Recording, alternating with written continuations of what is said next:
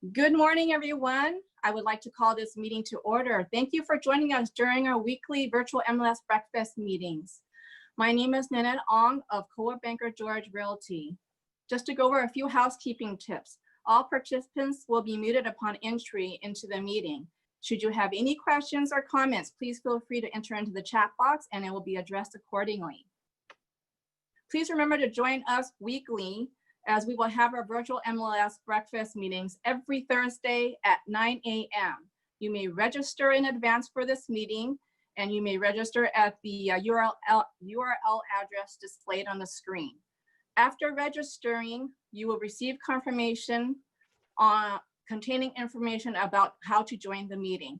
You may also register in the weekly emails that you are sent every week. Please remember to also follow us on social media, Facebook, Twitter, and Instagram. You may also watch a pre-recorded videos that's recorded, and also this meeting is recorded and is accessible to you on our YouTube channel, West San Gabriel Valley Realtors. Please also check for updates on our newly introduced text messaging service by texting the letters WSGVR to the number 72727. You may also gain information from our website, wsgvar.com. A little about me. My name is Nanette Ong, and I am your August MLS Program Chair. Aside from what's displayed on the screen about me, I'd like to share a little fun fact.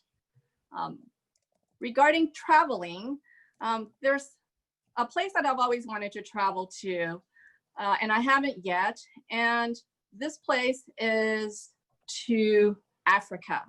I love safari animals, and I especially love the giraffe. And I would just love to be out in the wilderness, in the safari, just to view these beautiful animals in their natural setting. I would actually like to be on a treetop above this safari plains and view these animals in the morning, in the evening, and just see how they graze and how they just migrate around.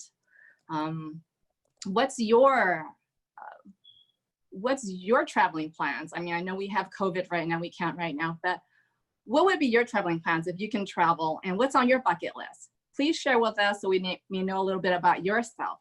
Please enter your thoughts into the chat box and limit it up to a minute so that we may continue our attention to the rest of the meeting. So let's move forward to today's agenda. Today's agenda consists of our affiliate spotlight on Maria Howard from Old Republic Home Protection. And then we have the president's message from yours truly, Mindy Yeh, our 2020 WSGVR president, and our speaker, Paul Horn, probate attorney of Paul Horn Law Group. And then we also have our attendance drawing. To be eligible for this raffle for the attendance drawing, you must be a WSGVR member, and your name must be displayed to win. We will not accept telephone numbers. And I'd also like to make a special announcement of continuing our open pitching virtually. So we will start the open pitching next week, and you will be receiving an email shortly on how you can apply for the open pitching. Okay, let's go ahead and start with the affiliate spotlight, brought to you by the affiliate committee, James Chen, State Farm Insurance as chair, and Cosmo Sanchez, New AIM Funding as vice chair. So we have our affiliate spotlight of Maria Howard. Maria Howard has been serving the real estate community for over 40 years, and she has been serving at Old Republic Home Protection for quite a while, for 23 years. Let's welcome Maria Howard. Lights, camera, action on you, Maria. It's all yours. Thank you. Good morning. Well, it's so good to be here. I said in my bio, I've been serving the real estate community for 40 years. 23 of it was an escrow officer. I worked for First American Natural Hazard Disclosure for 6 years, and now with Old Republic 4 years. I've been serving the San Gabriel Valley for quite a few years. I think I've lasted more than some marriages. So anyways, there's some pictures I believe I sent in of my family, and there they are. As you all know, I'm a runner. I've been doing long distance trail running for almost a decade now. I started off really slow, 3K, 5Ks, 10Ks, and eventually graduated. And last year was my goal dream was to finish my 100-miler in May. And I did my 100 miles. It took me 40 hours and so many minutes. It was quite a treacherous up in Santa Barbara. To the left, there's a picture of my daughter with my husband. She got married last year. We have one daughter and she's amazing. She now lives in Utah. She is very happy and we're happy for her. Again, they're my why. I get up every morning because they make me want to be a better person every day. I really enjoy what I do and I love serving many people and I love getting to know you. I love to talk about your backgrounds and your life because it tells me who you are and I make a better connection with you. So with that being said, I thank you so much for this opportunity to be in front of all of you today, and you have a super blessed Thursday, wow. And tomorrow, have a great weekend. Thank you. Thank you, Marianne. Thank you for sharing so much about your family. That's great to hear. So now we have our today's top affiliates, and we will start with Ami Adini of Ami Adini Environmental Service. Ami? Hello, and good morning, everyone. As I put in my chat, it's going to be a beautiful, beautiful week for the beach. Last week, I went to Pacific Palisades, and it couldn't be better. Have fun. Thank you, Ami. Next, we have Nancy Chan of Lawyer's Title. Excuse me. Good Nancy? morning, everybody. Good morning, Nanette.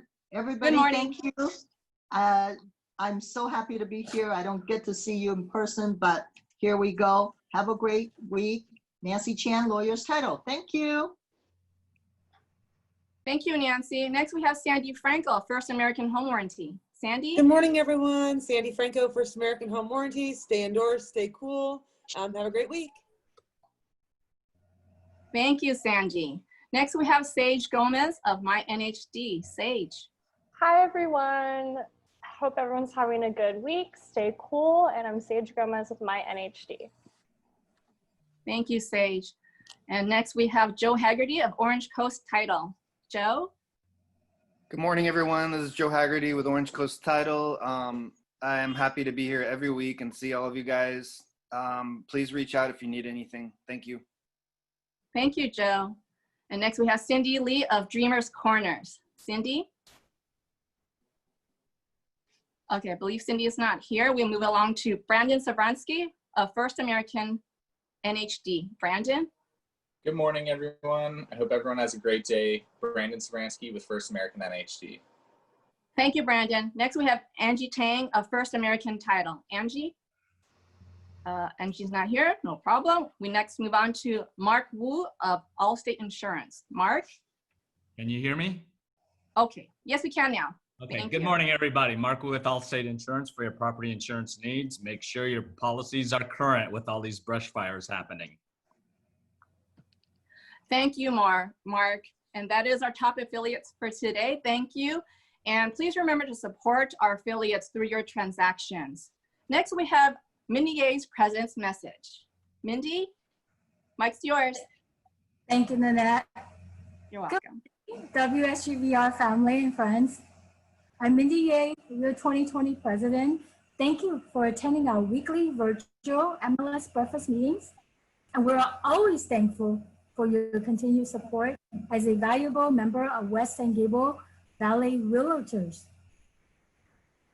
I would like to share this with you as we're all in this together and experiencing a unique time. Please be kind and humble to each other. You don't need anyone's affection or approval in order to be good enough.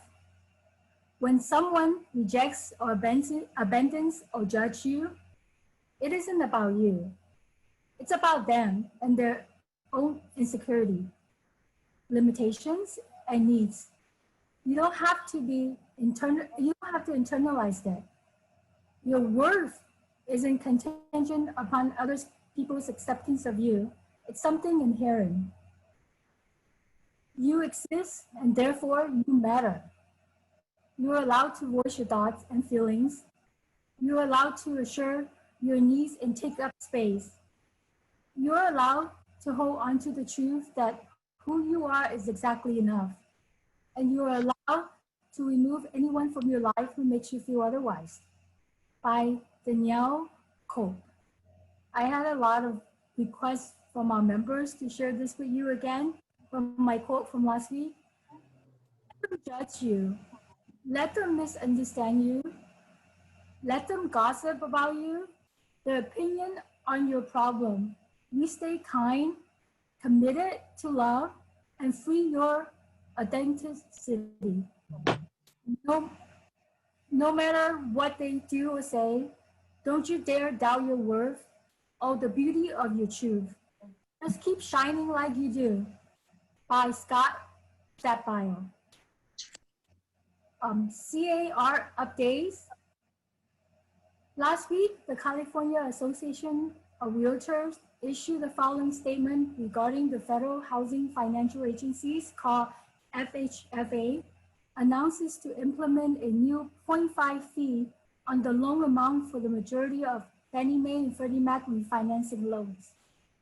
FHFA's new fee on refinance loans is an attempt by the enterprises to take advantage of the current economic crisis to raise additional revenues, which is consistent with its past actions to increase fees during the pandemic, said CAR President Jeannie Resick. Lenders have already begun to rework their rate sheets and pass the higher costs onto borrowers. To resist access to one's equities today, when families are struggling with COVID-19 pandemic and its related economic impacts, is extraordinarily poor timing and demonstrates that FHFA singular focus on expediting Fannie Mae's and Freddie Mac's removal of conservatorships has taken priorities over their role and mission of providing affordable mortgage capitals to housing market. Said Brasic. If you guys are interested in signing up for next Tuesday, there's going to be, I think, kind of seminar on August 25th from 10 to 11:30 with CAR CEO Joe Singer. The topic will be on teamworks, mixed dreamworks. The topic is to build teams and, you know, why the reasons that you should have a team. So you can kind of tap into it and just log into CAR. At this time, I would like to thank our speaker today, Paul Horns, probate attorney. Please also join us next Thursday, August 27, 9 a.m. Our speakers will be our NHD affiliates. Additional information will be available by the end of this weekend. Thank you, Nanette. Take it away. Thank you, Mindy. That's a wonderful quote. I love that mantra. Thank you. Okay, next we have our speaker of today, Paul Horn, probate attorney of Paul Horn Law Group. Paul is a probate attorney and is a state bar certified specialist in estate planning, trust, and probate law. He is also a board certified public accountant, a CPA. Paul has accolades which include spearheading as the first to be applied by CAR, California Association of Realtors, to offer a course for realtors to earn a CAR approved probate certification. Paul also wrote a book that has been added to CAR's curriculum for higher learning. Please let's welcome Paul Horn of Paul Horn Law Group. Take it away, Paul. All right, so good morning, everybody. So I'm a probate attorney. I'm also a CPA. So you all know what CPA stands for, right? Chinese Party Animal, CPA, right? So now that we know that, let's get started. If one day your homeowner passed away, now how will you sell their house? What kind of conversation will you have with their children, right? And so, I don't know, do homeowners still die? Maybe. Yes, they will. It's only a matter of time, right? And when they pass away, we want you to have an intelligent conversation with the son or daughter that comes to see you, because it's going to happen. Also, I'm going to die one day, you know, you're going to die one day. What happened to our asset? Do our children need to pay any taxes? All right. So look, let's learn together. The next 30 minutes, put your phone away. I promise you, I guarantee you, this will be the best 30 minutes education you're ever gonna get. So let's get started. Let's start with a trust first. Let's start with a trust first, okay? So if you own real estate in California, you should have a trust. Can someone give me the ability to share screen, please? So let me see if I can share my screen. Let's see, that's great. All right, so in your binder, when you create a trust, you're gonna get a binder like this, okay? What should be in this binder? What should be in this binder? What should be in your trust binder is the actual revocable trust, okay? The majority of trusts out there are revocable trusts. You, your wife, you, your husband, create a trust. It's a revocable trust, meaning you can change it. The trust says when I die, my 2 daughters, my 2 sons, they get our houses, okay? That's a trust, all right. You should also have a power of attorney, an advance document directive, a pour-over will, and a brand new deed. So let's talk about the power of attorney. Let's talk about the power of attorney. A married couple comes to see you. The wife says, our house is too big. My husband has dementia.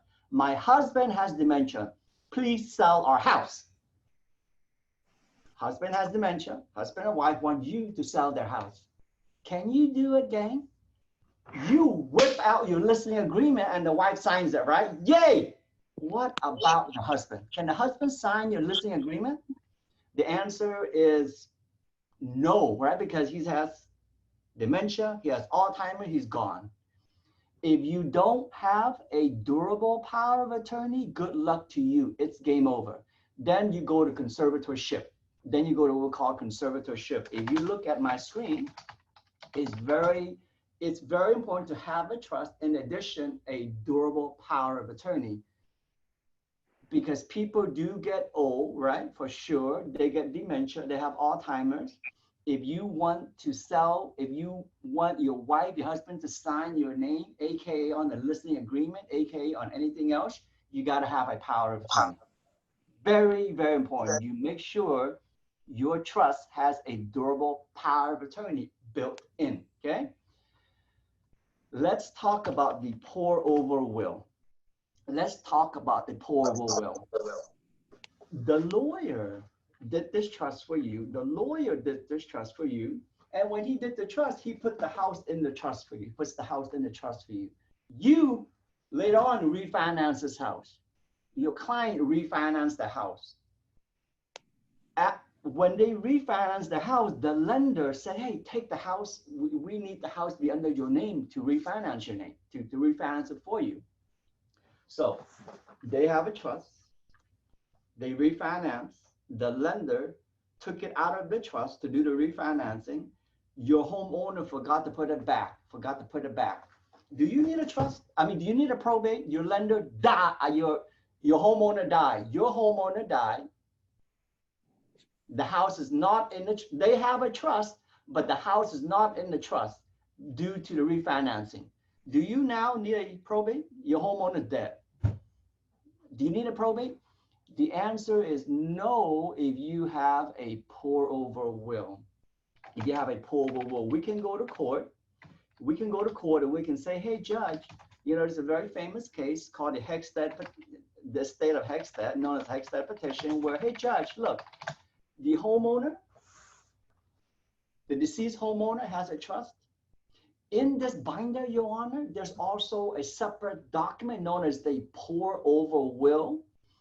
The pour-over will says everything I own goes to my trust. Okay, so make sure your trust has a pour-over will. So just to recap, a good component of a trust is the actual trust itself.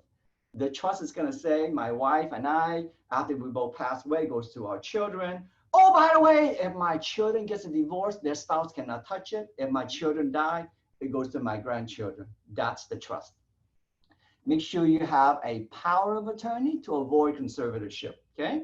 All right, now, if you don't have a trust, so when a homeowner passes away, the first thing you're gonna do is you're gonna pull up the grand deed. You're gonna call up your title person, hey, give me the grand deed to 123 Main Street, St. Gabriel, please. They're gonna give you a grand deed, okay? And if the grand deed shows it's in the name of the deceased homeowners, welcome to probate. Oh wait, there's a will. There's a will. The homeowner does not have a trust, but they have a will. They have a will. The will says my daughter gets it all. There's a will. Do I need a probate if there's a will? What do you guys think? There's no trust, but there's a will. The will says my daughter gets it all. Why the hell do I need a probate if there's a will? Isn't there a way? If there's a will is no good. It will go to probate, okay? So now, so a trust will avoid a probate. I want you to look at my screen. I want you to look at my screen, okay? I want you to look at my screen. This, well, your screen. This is a really important point I'm gonna make here. This is an actual case. This is an actual case. Someone passed away, it's a probate, and I'm the probate attorney. It's a real case, okay? His mom, his dad used a Medi-Cal. Medi-Cal wants $249,000 back. Do you all see this $249,000 right here? Do you all see it, $249,000? If you use Medi-Cal, Medi-Cal want their money back. If you use Medi-Cal, Medi-Cal want their money back. In this example, it's $249,000. You say, oh, why so much?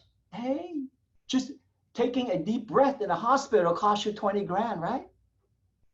Okay, the point is this. If you use Medi-Cal and you don't want to pay them back after you pass away, if you use Medi-Cal and you rather leave the house to your daughter versus her paying $250,000 back to the state of California, all you have to do for me is two things. You can use all the Medi-Cal you want. You don't have to pay them back. You just have to do two things for me. Are you ready? Here's the two things. Here are the two things. The two things is this. You gotta do two things for me. You gotta do two things. Here they are. Here are the two steps you gotta do. All you have to do is create a trust, and then you can die. That's it. Create a trust first, then you can die. That's it. It's that simple to avoid Medi-Cal. That two simple step can save your children. You know, for example, can save your children $249,000. Simple step. Okay. That's why having a trust is important. That's why having a trust is important. All right. The next thing I want to talk about is taxes. Well, let's talk about, let's real fast. Yeah, let's get into taxes. You and your wife, you and your husband, your client who are married, your client, husband or wife, buying a house. They're sitting in escrow. Or you, better yet, you're buying a house. You and your wife. How should you take title, guys? What do you guys think? Let's say you don't have, if you have a trust, put it inside a trust. But let's say your client or you don't have a trust yet. You're closing escrow. What are your options to taking title to your house? What do you guys think? You're married. You can do joint tenant, right? Or you can do community property, or community property will write a survivorship. So three ways you can take title for you and your wife, you and your husband, joint tenant, community property, or community property write a survivorship. What's the difference between these three? What's the difference? All right, let's do joint tenant first. Have any of you taken a house in joint tenant? Just type in the chat box. Do you know any clients who took a house in joint tenant? Yeah, you have, right? I'm sure you have, joint tenant, right? All right, yes. Judy, for sure, right? Okay. Let's talk about joint tenant. Let's talk about joint tenant. let's say we have an example. Oh, let's just have some fun. Okay, let's just have some fun here. As an example, let's say Lin Chao. Lin Chao is super rich. She is super rich. And Lin Chao has a daughter from a prior marriage. Okay, as an example, she's super rich, like gazillion millionaire. She has a daughter from a prior marriage, and she's gonna get remarried. And you know she's gonna buy a $10 million house in San Marino. A $10 million house in San Marino. And she has the house in joint tenant with her new husband. Her husband has no money. He's broke, but who cares? You know why? Because her husband looks like this. This is him. This is her new husband. Super, you know, he's got a six-pack. We don't need any money, right, Lin Chao? Look at him. You buy a $10 million house under joint tenant. Lin Chao, 25 days later after your wedding, happy ending for you. You're in heaven with a smile on your face. Your $10 million house is under joint tenant. Only 25 days after marrying to this guy, who gets this house? 10 million bucks. You only been married for 25 freaking days. How good can that be, right? Who gets this house? Rico Suave gets it all. Yeah, this guy right here, this guy right here gets it all. That's joint tenant. Why? Because joint tenant, last one standing takes it all. Lin Chao says, stop it, Paul Horn. I am rich because I'm smart. Stop it. Okay. Lin Chao goes and marries someone else. Beautiful marriage. Same, similar example, except this time, he has a son from a prior marriage. Lin Chao has a daughter from a prior marriage. They buy 10 houses together. They work really hard together. They buy 10 houses together under joint tenant. Okay, you follow? She has a daughter from a prior marriage. She marries this terrific man who has a son from a prior marriage. They have the most beautiful marriage you're ever gonna find. They buy 10 houses together in the joint tenant. Lin Chao passed away first. Her husband can't live without Lin Chao. Her husband can't live without her. She's an angel. Lin Chao passed away first. Her husband can't live without her. He passed away. Who gets this 10 houses? All 10 houses under joint tenant. All these, Lin Chao says, my daughter, no! You pass away first. All 10 houses goes to your husband. When he died, all 10 houses goes to his son. Too bad, so sad for your daughter, Lin Chao. I'm so sorry. That's joint tenant. Be careful with joint tenant. It can break your heart. Do you follow? Joint tenant, last one standing, takes it all. How do you spell all? A-L-L. Okay? All right. Let's move on to community property. Lin Chao says, joint tenant, maybe let me rethink that. So let's move on to community property, right? Let's move on to community property. So let's say,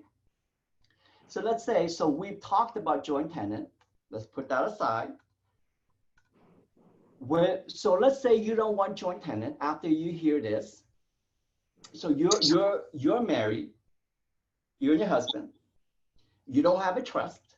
So you're going to choose between community property versus community property or right of survivorship. Those are your choices. Community property versus community property or survivorship. All right. So which one should you do? Community property or the other one? Community property or survivorship? Let's do community property first. Just straight up community property. Husband and wife bought a house under community property. Just community property straight up. The wife can sign a will that says, I give my half to the pool boy because he cleans the pool so well. She can do that because that's her half. Community property, you can will your half to the Laker cheerleader.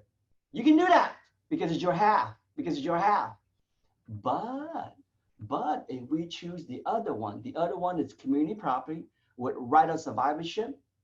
That's called the I love you way of holding title. If you choose community property with right of survivorship, neither party can will their half away. Okay, remember that. All right. Now I want to touch about tax. Now I want to talk about tax a little bit. Let's talk about tax a little bit. Mom bought this house for, let's say, 30,000. Mom bought the house for 30,000. Okay. When mom dies, worth $3 million. Mom bought the house for 30,000. 40 years later, it's worth $3 million.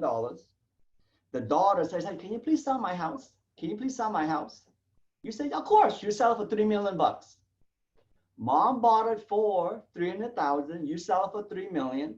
So there's a capital gain, right? Between 3 million and 300,000, like 2.7 to be exact, right?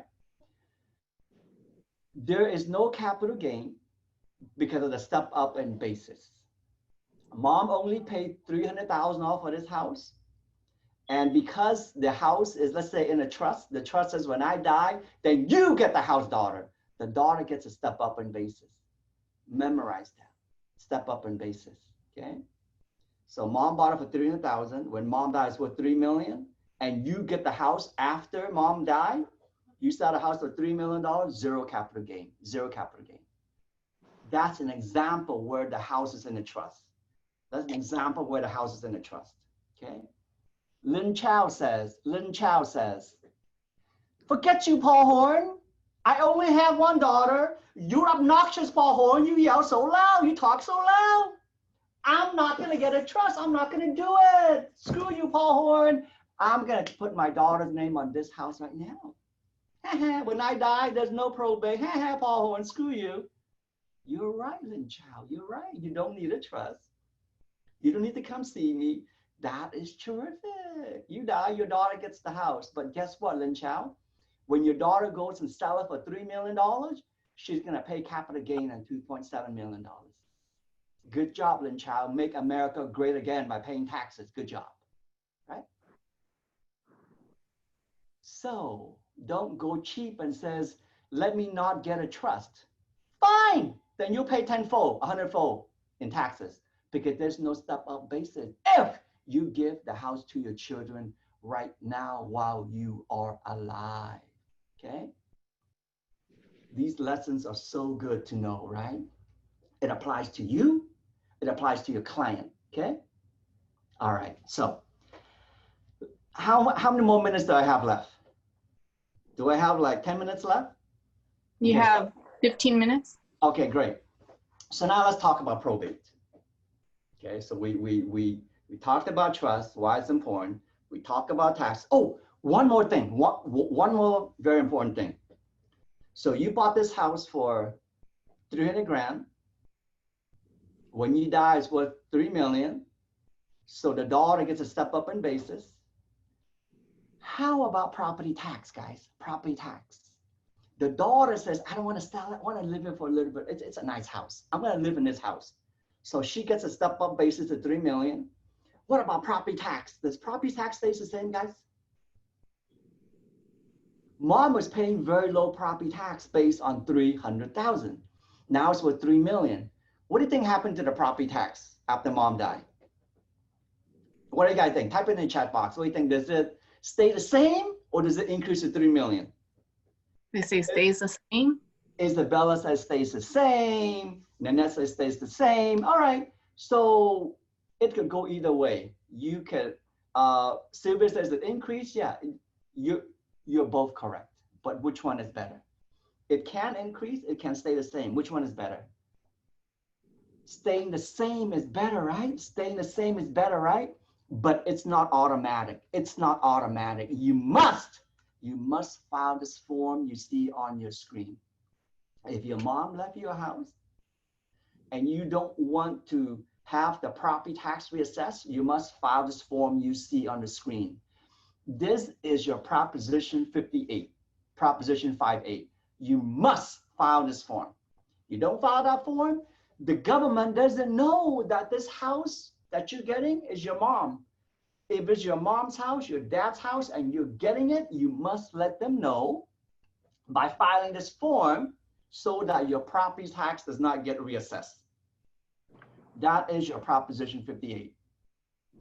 If grandma, grandpa left a house real estate to their grandchildren. It's a separate form. It's Proposition 193. Hence, this form you see on your screen, Prop 193. Those are very powerful Prop 58, Prop 13 that you must file, okay? It is critical. If you don't file it, they don't know. They're gonna reassess your property tax, okay? All right, yeah. So let's move on to now to probate. Let's talk about probate, okay?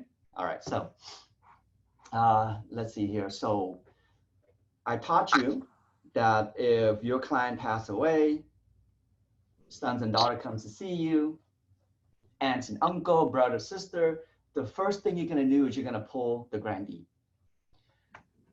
When you sell a house currently, your seller signs the grand deed, right? Right, guys? When you sell a house right now, your seller, right? Say yes, yes, right? Your seller signs it. When someone passes away, that person's in heaven. Unless you have an escrow in heaven, someone needs to sign for that person, right? Okay, so someone passed away, that someone cannot sign escrow paperwork. So who steps in that dead person's shoe to sign your paperwork? If it's a trust, if the homeowner has a trust, the successor trustee signs the listing agreement, okay? So your homeowner's gonna die, I guarantee that your homeowner's gonna die. When your homeowner passes away, you're gonna get a copy of the trust, you're gonna get a copy of the trust, okay? And you're gonna look for this word right here on the screen, successor trustee. You're gonna find who, mom died with 4 children, which of the 4 children has the power to sign your listing agreement. You're gonna look in this trust, flip through the pages and find that word you see on your screen, successor trustee. That person out of the 4 can sign your listing agreement. Hey guys, mom passed away, the house is in a trust. Where would you get a copy of this trust? Where would you get a copy? What do you guys think? Just type it in the chat box. Where do you think you get a copy of this trust? Any idea? You tell the daughter, the son to go to the house and look for it, right? To look for this binder. Go to mom's house, dad's house, look for the binder. They go to the house, look for the binder, they cannot find it. They just cannot find this binder in the house.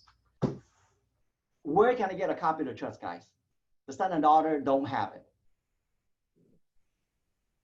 Type in the chat box. From the attorney? Okay. Oh, Victor, this is from you, from the damn lawyer. Hey, news for you. Lawyers die too, Victor. They die, yes. So you call up the lawyer, the lawyer is dead. God damn it, right? This lawyer never told me that he's gonna die. You can't find a trust. The damn lawyer is dead. Where do you get a copy of the trust, guys? What do you guys think? Where will you get a copy of this trust? Too bad, so sad. It's gonna go to probate. So make sure you have a copy of your trust, right? Make sure you have a copy of your trust. Oh, Judy Chow says the county recorder. Oh no, the county recorder will never have a copy of your trust. Hey, listen. Your trust is a private document. It's for you and your kid. You're gonna list all your houses, all your bank account, who's gonna get what.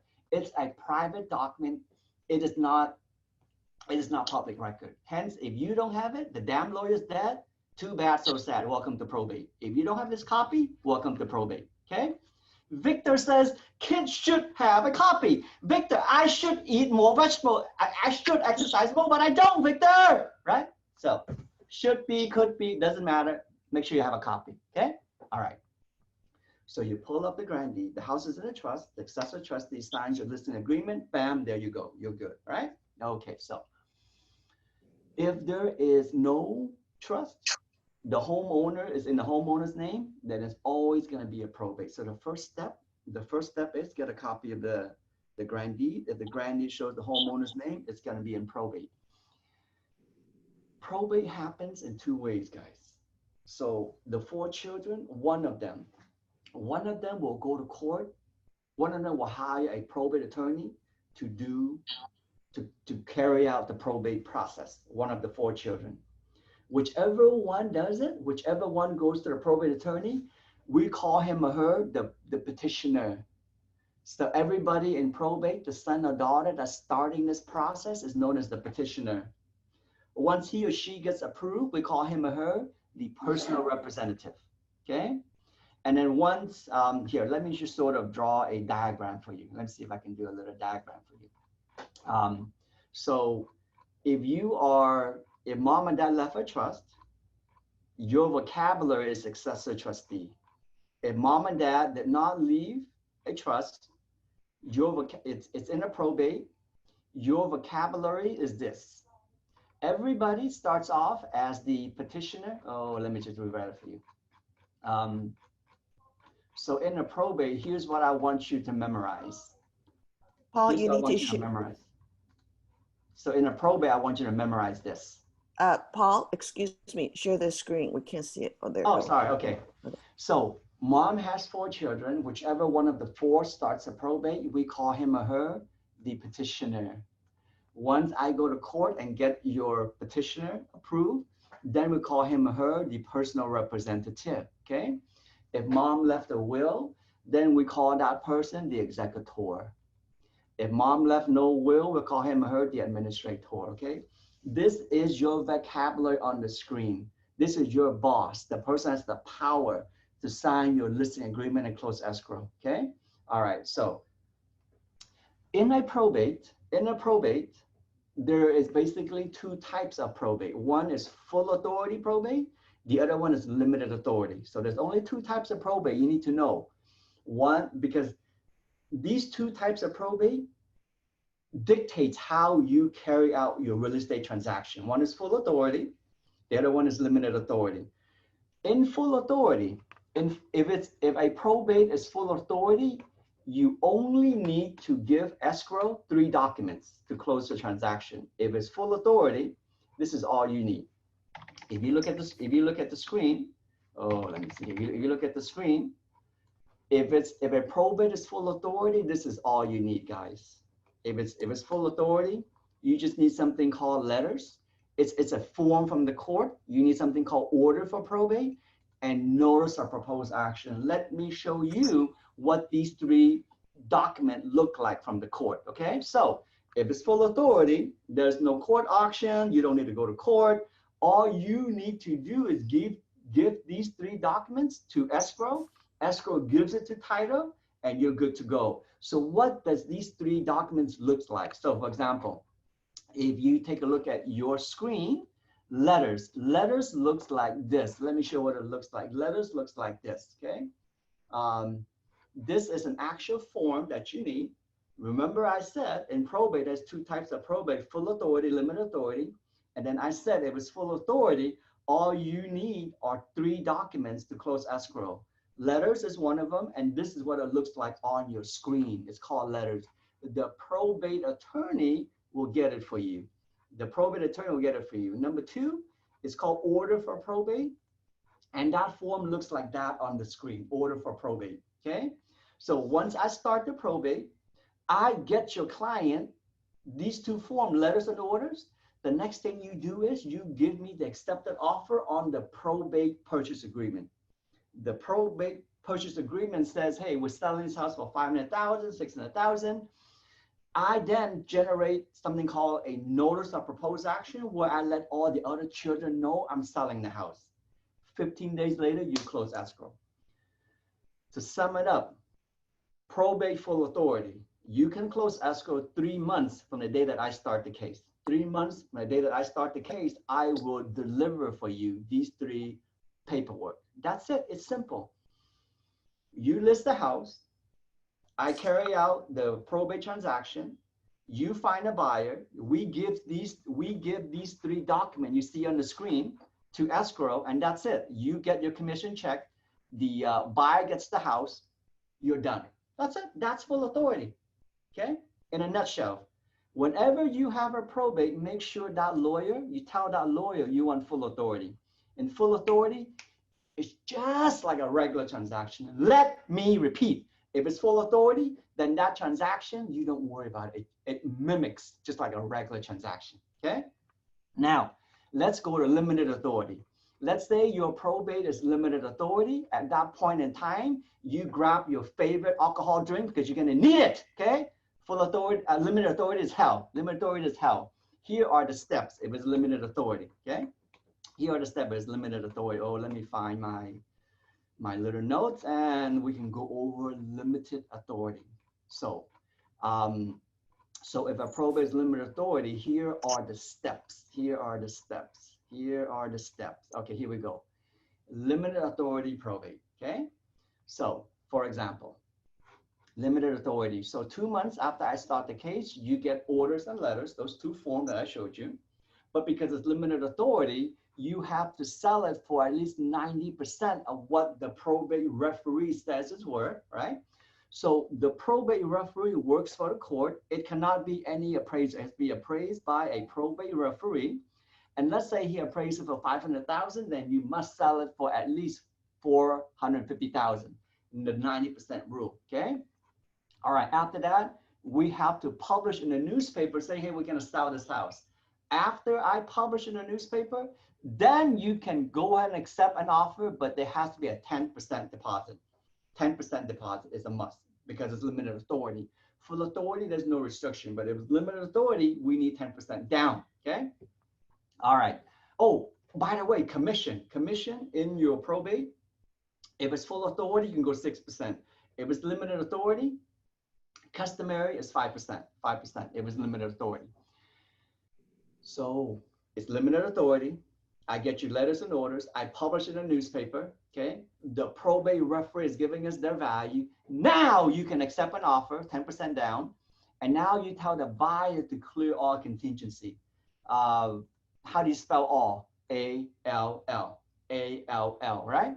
So after all contingency are clear, then I set a court date. Hey, Judge, we're ready to sell this house. Hey, Judge, give us a court date. We go in front of the judge to confirm the sale. Hence, it's called court confirmation, okay? So on that day, the listing agent, the selling agent, the buyer, and the probate attorney will go to court. When we go to court, other people can show up to bid on this house, okay? That's called the overbidding process. That's called the overbidding process. Here is the formula. Here is the formula. The overbidding process works like this. So if the accepted offer, for example, is 5, you do exactly as this formula. You watch this video back if you want to learn how to do that. You watch this video again, okay? So if the accepted, copy exactly as you see. If the accepted offer is 500,000, okay, that's number one. Number two, here's the formula. Number two, you take 10% of 10,000, that's 1,000. Number three, you take 5% of the remaining. So it's 500,000 minus that 10 grand is 490. So you take 5% of 490 is 24,500. The starting bid that day, if other people want to show up and bid, is 525,500. 525,500. That is the overbidding process, okay? So one more example real fast, one more example so you can go back and watch this, okay? The overbidding formula works like this. It's limited authority, so this needs court confirmation. Your buyer says, hey, let's go to court that day to bid on this house, okay? The accepted offer is 600,000. Your buyer asks you, hey, what is the starting bid? What is the starting number? All right, so simple. You follow this formula exactly like we did before. Here it is again. Number one, the accepted offer is 600,000. You take 10% of 10,000 is 1 grand. Then you take 5% of the remaining, which is 600,000 minus 10 is 590. You take 5% of 590 is 29,500. You add up all three numbers in red. 600 grand, a grand, 29,500. The starting bid number is 630,500. Your buyer has to bring a cashier check for 63,050. Okay, so that is limited authority. Now, one thing, this morning I had a lot of coffee. Okay, I had a lot of coffee this morning. If you want to learn more about this process, I will talk slower. I will talk slower next Friday, and it's a 2-hour class, and we can have fun. We can have more fun then, okay? I promise to drink less coffee. Nanette, I turn it back to you. Thank you, Paul. Okay, now we have time for question. Let me go over the first question with you. Let me go back to, let me just go ahead and start with Althea Chow has a question. How about if a person is single and has no trust, only has a brother and sister? How does this work? Okay, I think she's asking about the tax part, meaning she passed away. She bought the house for 300,000. Now it's worth 3 million. She gives it to her niece or her brother, her sister. Will the property tax get reassessed? The answer is yes. The property tax reassessment only apply for parent to a child, grandparent to a grandchild. Brother, sister doesn't work. Okay, so I think she asked that question while I was talking about property tax exclusion. Property tax exclusion, Prop 58, Prop 193 does not apply to siblings, nieces, only parent, child, grandparent, grandchild. Mm-hmm. Okay, great. Thank you, Paul. Our next question is from Ami. Paul, we don't keep these heavy, fancy binders anymore. Can all this paperwork be compiled and filed electronically? Yes, they would. And actually, that's a great question. Most lawyers, most good lawyers will give you an electronic copy like this. When you do your trust, the lawyer will give you a book like this, and he'll also scan this book into a USB drive and give it to you. You take this and you email it to your daughter or your son, okay? Yes, so title company will take a copy of the trust, yes. Great. Thank you, Paul. Next question is from Karen. Do these rules only apply to California? What if I own property in other states? Okay, so Karen, when I talk about the step-up basis, Karen, you bought the house for 300 grand, and when your dad's worth 3 million, and your children sells it for 3 million.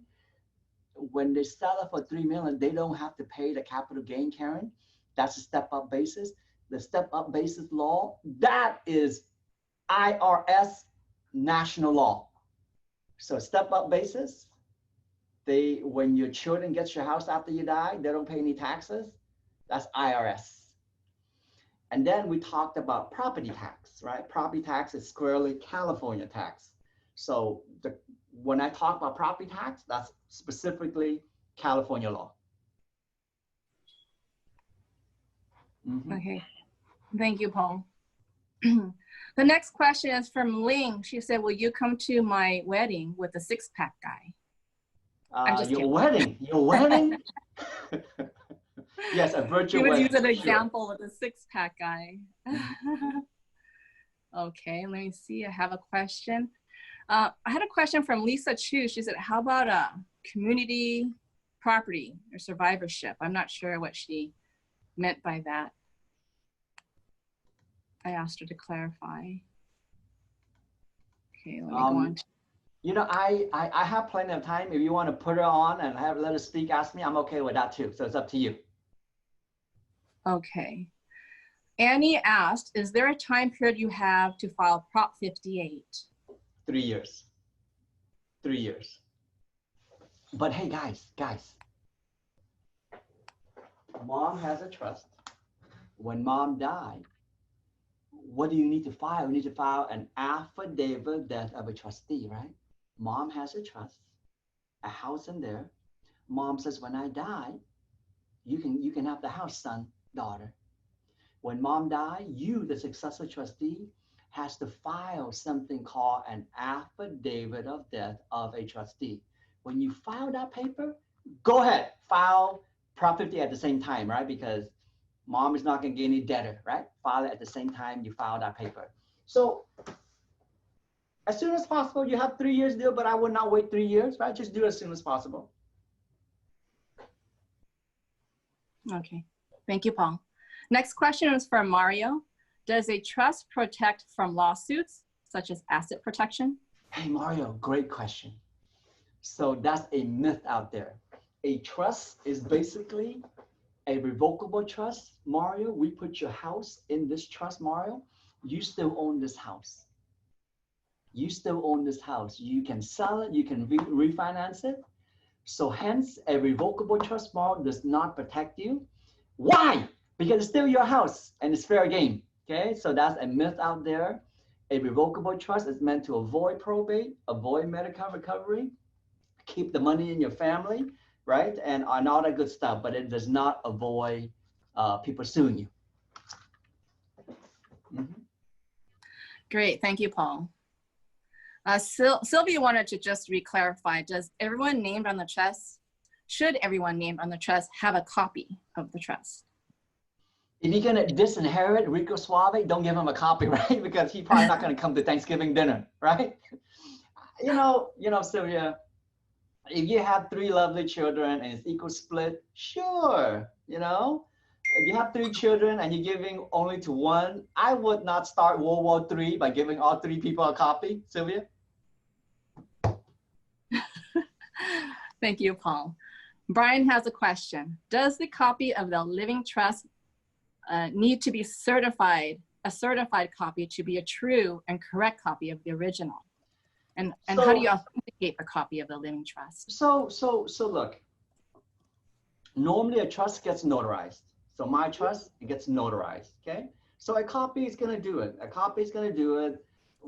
From your point of view, when you go close escrow, the title is gonna take a look at the trust and they will accept a copy, okay? So that's, don't worry about as long as it gets notarized, and a copy will do, okay?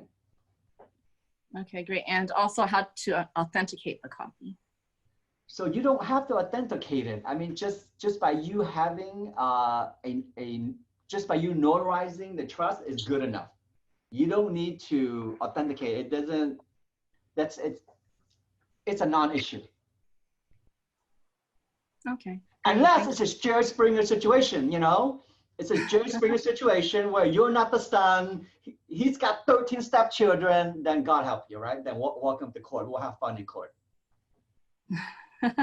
Thank you, Paul. Our next question is from Hortensia. In California, are all Medi-Cal incurred costs by the deceased person subject to estate recovery?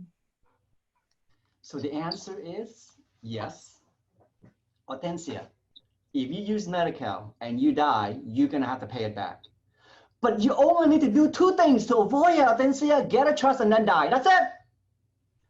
The answer is yes, but to make the yes a no, Hortensia, just get a trust and then die. That's it. That's it. It's that simple. Get a trust and then you can die. Then you turn the yes into a no. The contact information for Paul was displayed on the screen, but we can definitely provide that information to you for Paul. Right, Paul? Yes, please. Thank you. Thank you. And it is listed in this chat with his phone number by Warren Wu. Okay, here's another question by Alex Lee.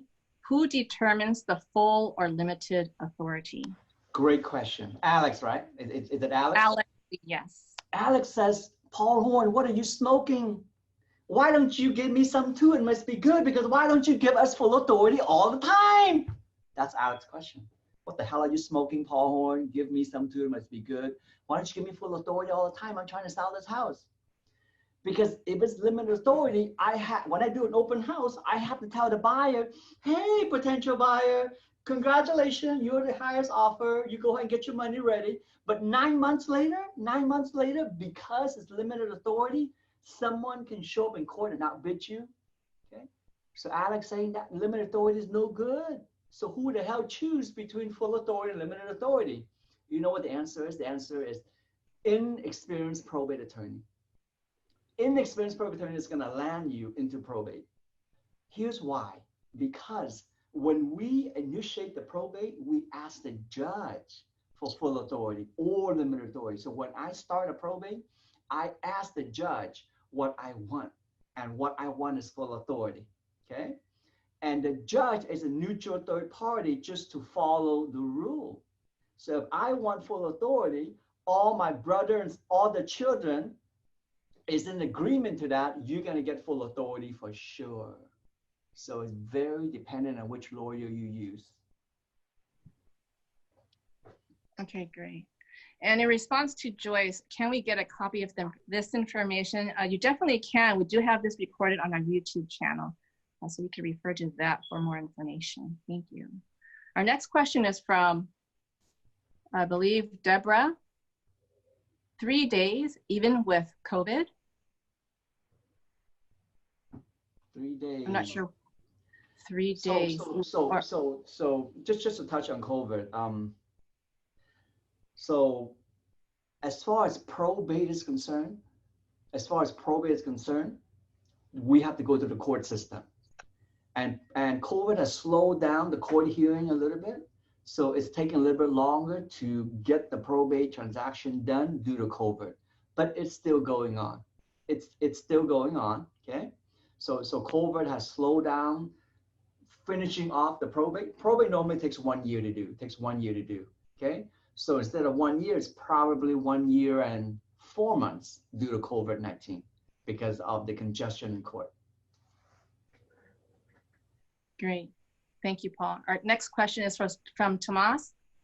Seller's property is in a revocable trust and decides to sell. Property sold. What steps does the seller have to do before escrow closes? Okay, so let's just take a step to step one. The homeowner passed away. You're selling the house for the son, the daughter. You pull up the grandee. The house is in a trust. Okay, the house is in a trust. Hallelujah. The house is in a trust. There's no probate. Then the successor trustee can sign your listing agreement. Great. And then the successor trustee should go ahead and file the affidavit of death of a trustee, get a death certificate, attach it to the affidavit of death of a trustee, record it at the county recorder. Okay. And in the affidavit of death of a trustee, you also sign under penalty of perjury that I, Jose, is now the new trustee who can now proceed to close escrow when it's ready. Oh, and yeah, so when you do that affidavit of death, go ahead and file that Proposition 58 as well if it applies. Okay, if it's your mom and dad's house. Okay, thank you, Paul. We're going to wrap that up as our last question because we are running a little bit out of time. But feel free to contact Paul. He did provide his contact information. Please feel free to go ahead and send those questions to him, and I'm sure Paul would be happy to answer them.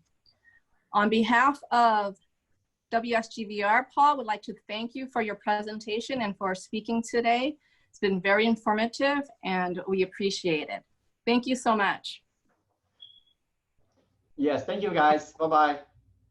Bye. We next have our attendance drawing. We'll be drawing 3 winners for the $10 Amazon gift e-card. So let's go ahead and start and begin with the wheel of names. Oh, no. No problem. Why don't we just go through the rest of our agenda here. Let me go ahead and announce our education classes for this week and the upcoming week of next week. Tomorrow, on Friday, the 21st, we have our 45-hour continuing education. That is from 9:30 to 12:30. And we also have real estate market trends in Cambodia. That will be tomorrow, 11 to 12 p.m. And also next week, August 25th, we have Introduction to Accessory Dwelling Unit, the ADU. That's from 11 to 12. And virtual training. Yes, Albert.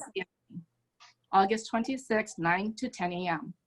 So let's go ahead and spin the wheel. Let's see who our first winner is for our $10 gift card. Okay, you see the screen, right, Nanette? I do see the screen, yes. Okay, here we go.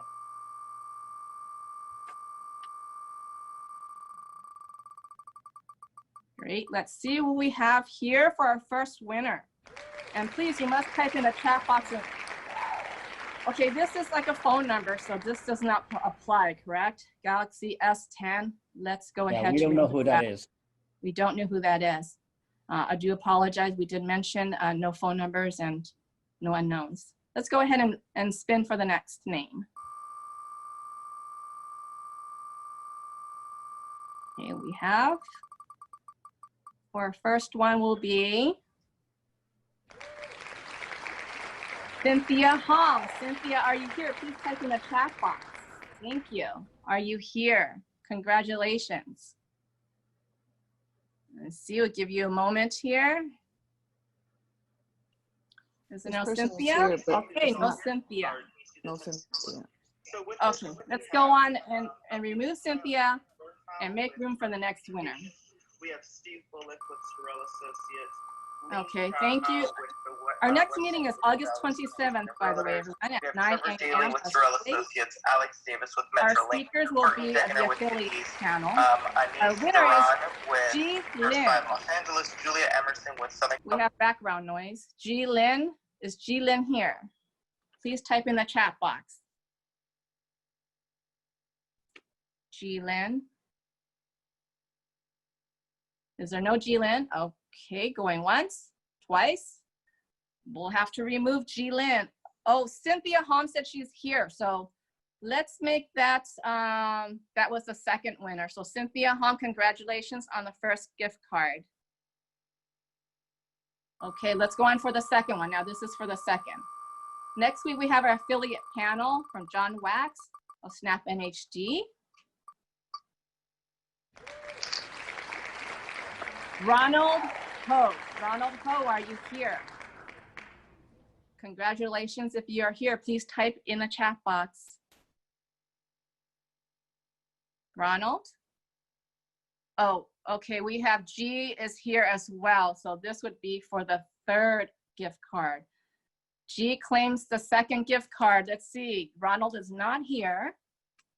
Okay, let's remove Ronald and go on with our drawing for the third.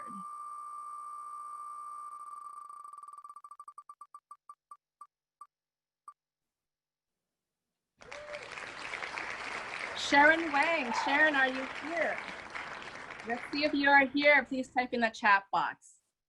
Sharon is here. Thank you so much. Congratulations on our third e-gift card for today. Thank you so much. Okay, and now we continue with the affiliate panel. Again, next week is John Wax, Snap NHD, Brandon Savansky of First American NHD, and Sage Gomez of My NHD. Thank you so much for joining us.